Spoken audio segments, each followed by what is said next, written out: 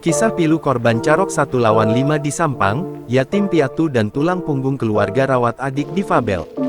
Jimmy Sugito Putra, korban aksi carok di Kecamatan Ketapang, Kabupaten Sampang, Madura pada Minggu tanggal 17 November tahun 2024 ternyata tulang punggung keluarga. Jimmy meninggal dikeroyok 5 orang bersenjata tajam, pada Minggu tanggal 17 November tahun 2024.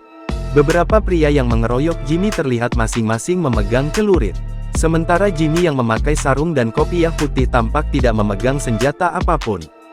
Jimmy diketahui merupakan pendukung sekaligus saksi dari paslon Bupati dan Wakil Bupati nomor urut 2 Slamet Mahfuz.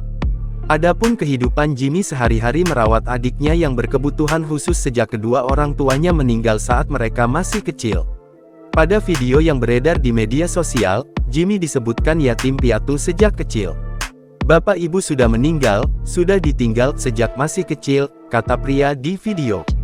Ia juga mengatakan kalau adik perempuan almarhum itu juga berkebutuhan khusus. Terlihat wanita berbaju hitam dengan kerudung abu-abu itu hanya bisa terduduk lalu menangis. Jimmy sebagai tulang punggung keluarga, kata dia. Kemudian pria itu pun meminta bantuan agar sang adik bisa melihat jenazah kakaknya di Ketapang. Tolong ini diantarkan ke Ketapang, ini adiknya ingin tahu jenazah, tolong dibantu, Pak, katanya. Belum lagi istri dan kedua anak Jimmy Sugito harus kehilangan sosok kepala keluarga yang jadi tulang punggung mereka. Anaknya yang yatim, ada anak yatimnya 2, umur 5 tahun dan 2 tahun. Insya Allah kita akan tanggung semua biaya sekolahnya. Di sisi lain calon dan wakil Bupati Sampang nomor urut 2 Slamet Junaidi Ahmad Mahfuz berjanji kepada keluarga Jimmy Sugito akan membiayai pendidikan anak korban hingga kuliah.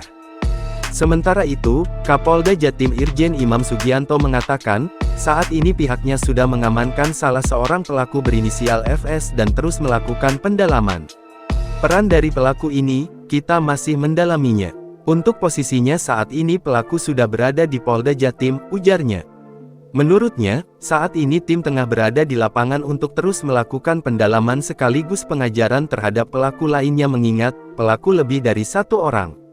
Kita minta doanya kepada masyarakat semoga pelaku lainnya cepat diamankan dan jalannya Pilkada 2024 di Sampang terus damai, terangnya. Download Tribun X sekarang, menghadirkan lokal menjadi Indonesia.